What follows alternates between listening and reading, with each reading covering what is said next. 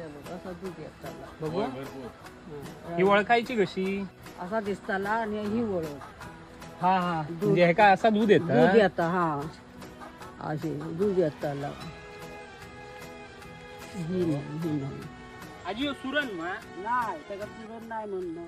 मग ते खालं असतं खास उचलली खालून वरतून नाचती. येल बघ कधी फोडशाची हा थोडीशीची भाजी अशी पाना जाड असते. ही कोवळी होती. ही बघ, ही बघ, ही बघ. ही बघ.